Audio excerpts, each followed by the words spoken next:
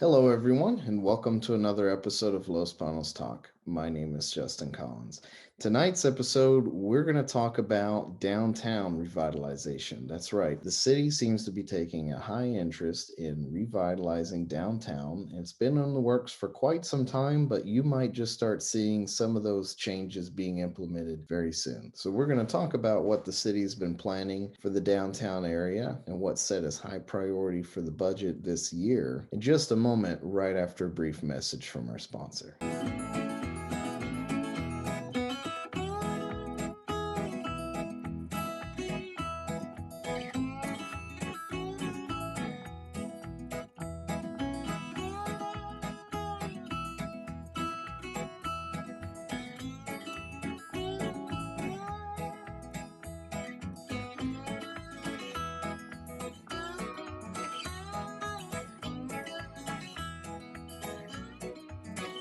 And we're back. Thanks for watching. So, there's some things that you're likely to see here really soon in regards to downtown. And one of probably the most notable and first thing you're going to see is the construction of a new downtown archway. That would be a lot more inviting and hopefully get your attention off of the highway into downtown, or at least that's the idea. Stacy Souza Elms, who's the director for economic and community development for the city of Los Banos, has been working rather hard on some things that she wants to do for the downtown area. And this is all part of the downtown strategic plan. And I'll get a little bit more into that in just a moment. But here, what we have is this is from the presentation she did to the Downtown Association in showing them a potential prototype for a downtown archway. So, this gives us an idea of what it might look like. Now, this first rough draft basically is like this. It has the tower columns, it says Los Banos, it has the duck and the crane. It is backlit. This is supposed to be what it looks like at night.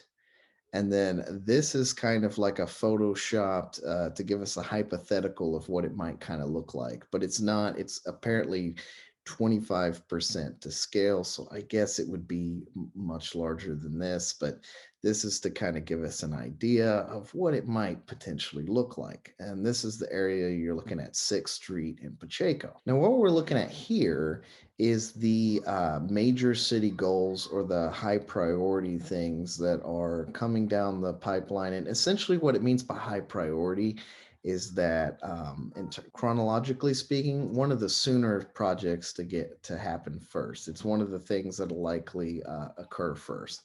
And so, two of the things that are being looked at now, this is the design phase, but essentially, we're talking about improving the infrastructure downtown and the downtown gateway signage. So, streetscape, you can kind of think of it as landscaping. Streetscape is essentially the aesthetic or making it more visually pleasing. So, this would kind of be designing it, shaping it, how you want it to look, in terms of beautification, in terms of just different types of things, whether it be, how you want the poles to look, how you want the lights to look, those kind of things. The underground, that might look a little confusing. Basically, what they want to do is they want to do undergrounding. So, what undergrounding would do is it would take a lot of the existing infrastructure, like telephone lines, etc., and it would actually move it underground. So it'd open up a trench and move a lot of the utilities and such underground.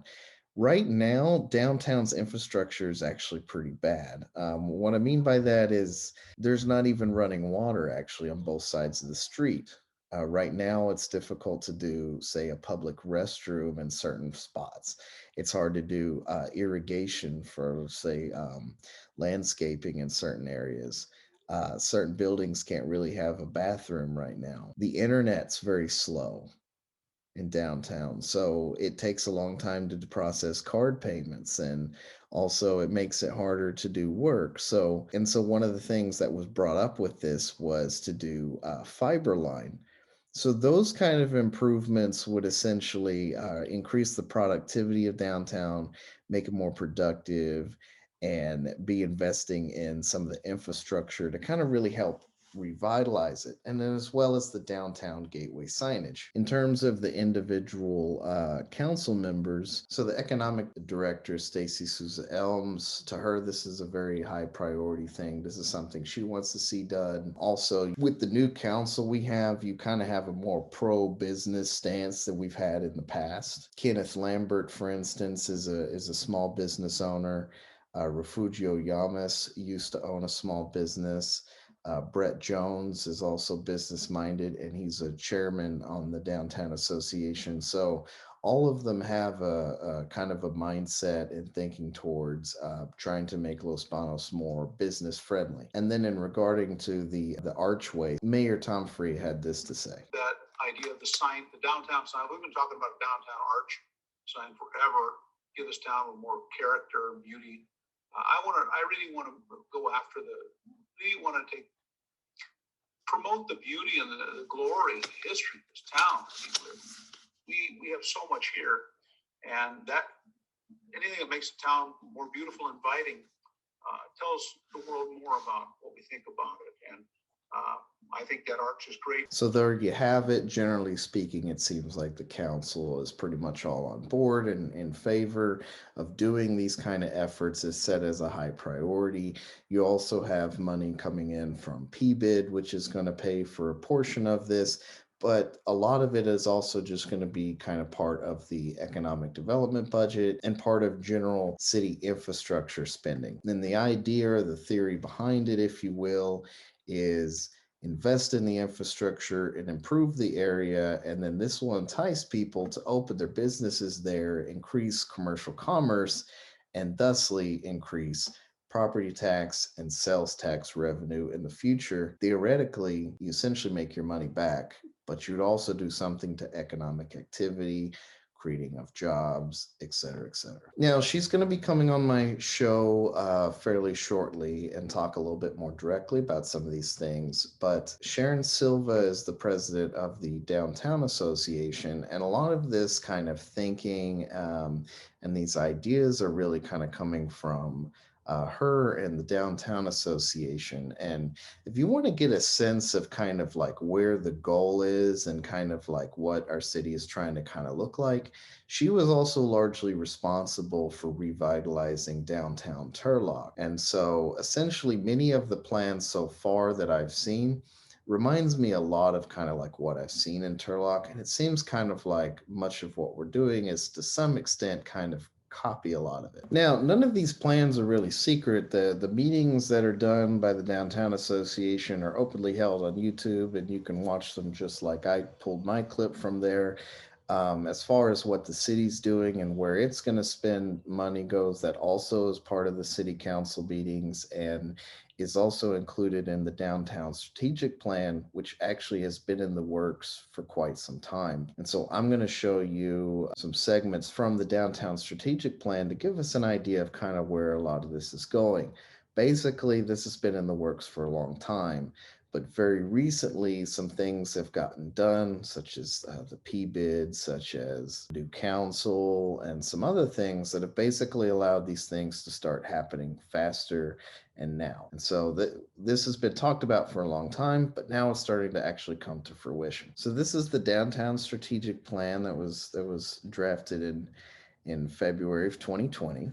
And so a couple things to make note of, one of which is right now they have the strategic area plan. So this area that's within the blue for right now is what we're kind of considering the main or heart of downtown, if you will, and that the vast majority of these efforts are going to be concentrated. This is also the area or the district that falls within what we would call PBID. So in case you're wondering, well, Justin, what's a PBID? Well, this is a PBID. It's a property and business improvement district.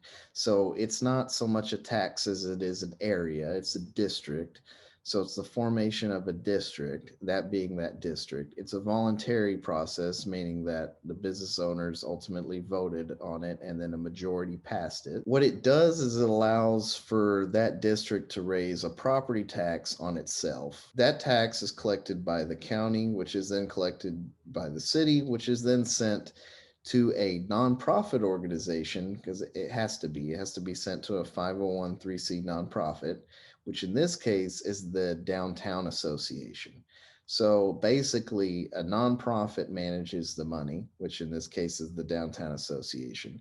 These tax dollars are raised, and then the business owners, the stakeholders, etc., basically spend that money on basically revitalization efforts of the area in which this is. So in this case, it's to basically improve lighting, to do marketing, it's to improve signage, and so on and so forth, landscaping, beautification efforts, etc. And I just want to talk to you real quick about becoming a supporter for Los Banos Talk. You get exclusive behind the scenes content and opinion pieces that are available to supporters only, with more to come. Plus, you get all the regular videos that I do first and without ads like this one. I don't even ask you to like, follow, subscribe at the end. It's a much better viewing experience. If you don't use Facebook, another way that you can become a supporter is by going to www.losbanostalk.com. And once you go to losbanostalk.com, simply click the Become a Supporter tab at the top of the screen and you'll be brought here. All you do is subscribe. It's the exact same price as if you did it through Facebook. You get all the same content that you would if you were to become a supporter via Facebook. And you can see all the videos right here. The real reason for the bypass, the real reason the former mayor wouldn't come on my show, the real reason the trash is late, the real reason the city manager was fired. So some of the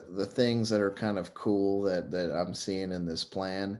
So one of the things is talking about doing more housing or kind of like apartment type building downtown. So maybe you'd kind of have like a younger crowd or some people that would like to kind of live in the heart of downtown, which would increase commercial activity there, increase property value, and some other things. So that's one of the ideas, to kind of increase housing and lodging in the downtown area. The other idea is to kind of preserve a lot of the cultural elements, but maybe have some kind of like hotel or something that would allow like tourists or something to kind of stay, for a time and enjoy the downtown area. The other idea is that you want to have commercial office space, so not just for residential use, etc., and not just for retail use, but also maybe some office space, second floor, etc., where you can rent this out, and this can kind of be like a business hub, if you will, for a variety of things, not just retail. This part is actually already really getting done. This, of course, is the old theater, and it's going to become a sports bar and grill. It's already in the works, it's already pretty much a done deal. It's going to be called 209 Jams, and they have a location in Turlock, and I think another one as well. Um, they're going to be opening up here. It's like a sports bar and grill. It's going to be cool, and it's going to go into this area where the old theater was. So, to increase like different kinds of signage and things that would help people and pedestrians know where to find things, in order to increase foot traffic down there and to show people, hey, this is where downtown is, especially as it gets nicer. This is where they're talking about doing some kind of archway. Now, I just showed you one prototype of an archway that is currently being in the works, but as you can see, this was part of the plan all along, the idea of making some kind of archway. So one of the things is that we want to basically take buildings, upgrade the infrastructure, revitalize them, and so we don't really have any more like dilapidated buildings anymore, etc., but that downtown slowly but surely gets really fixed up and spruced up. There's a federal tax credit that actually comes from trying to rehabilitate and restore historical buildings, and we have a lot of great historical buildings downtown, such as the Miller and Lux building, for instance. And so they're looking at, different grant programs and such to kind of preserve those buildings, make them nice. Maybe they could become an attraction. I don't know, but basically, we're going to explore those kind of options to kind of make it a historical thing as well. This is kind of where we're getting into the undergrounding. Again, you needed to deal with some of the serious infrastructure problems. One of the problems is you go downtown right now, a lot of our sidewalks are not ADA compliant, right? We don't have ramps. They're also not wide enough for things like outdoor patio seating and dining. and there's not really enough parking, etc. So they're going to have to do a lot of changes there. And that's a lot of what this infrastructure and stuff is about. It's fixing the sidewalks, things like that. Not just making it more aesthetically pleasing, but also making it more functional for consumers and business owners alike to use the area and space. Talking about doing more lighting, but keeping it in like a historic kind of feel and then having a uniform look and then it being maintained. They're talking about things like creating design standards and kind of like standards that basically require people to basically take care of their property and their stuff. If you're going to have a business downtown, you have to keep it clean and nice. So this is an example of something else they can kind of do to kind of use the space better. But we have these little alleys like this, right? This is Sixth Street Diner here, and here's this alleyway that's just kind of blank. And a lot of times people park here, different, just kind of people walk through here, but there's really, nothing really going on. But what if we had like a pergola, right? And some greenery or some benches and seats, etc. And it was nice. I've been to some other downtown areas and such, and they kind of have this kind of thing. And it's nice. And you can have this sort of stuff in between the buildings, etc. And then you now have places for outdoor dining and seating and such. Doing more farmers markets kind of downtown. Like we have the one where we kind of do it at the Henry Miller Plaza area, but we could kind of expand that and do more, maybe up and down Sixth Street or something like that. But we need to change our sidewalks, etc., for those kind of things to happen, right? So we would do things that would encourage and allow for outdoor seating and allow food trucks to pull up. Even things like having like an outdoor beer garden, allowing for more areas for food trucks, stuff. I mean, you can think about it, guys. We have a lot of great, food truck vendors in town, etc. And you can kind of see what I'm talking about here. Imagine kind of what this would do for, local entrepreneurs or stuff. You want to create cool and interesting food and sell it downtown. Having this stuff in place would really help you a lot. And if there's a lot of foot traffic going here and it's all the buzz now and people want to come here, well, geez, I mean, it just sets you up for success. So this kind of stuff could really help a lot of people create new jobs and make a living for themselves. Dealing with parking and increasing parking, creating areas that are kind of fenced off, right, outdoors, so that people can sit and eat, and then also creating like mini parks or parkettes. There's an example of a temporary one, and here's a permanent one. But you get the idea, basically. We're talking about making the downtown area much nicer, more usable, and a place where you could really go and hang out. And so that's some of the things that are really in the works right now. It's kind of set as like high priority type of projects that our city is working on doing, the Downtown Association is working on doing. And basically, the idea is that this should really help to revitalize downtown. The idea behind it is that, and this is kind of a millennial generation thing, if I'll be honest, downtowns have had a recent surge. People really like, especially millennials, like going out to eat, but they like eating at mom and pop places.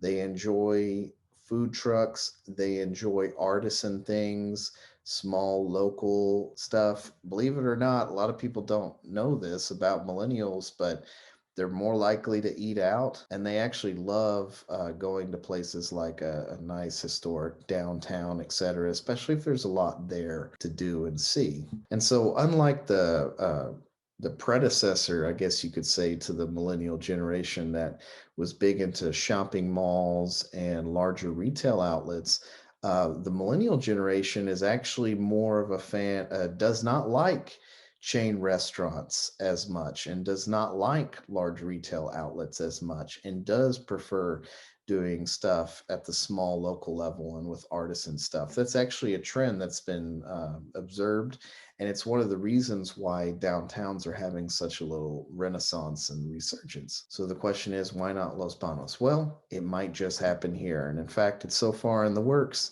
and who knows what'll happen, but it looks like it's starting to come to fruition now. So these plans have been a long time coming, but they're starting to actually come together.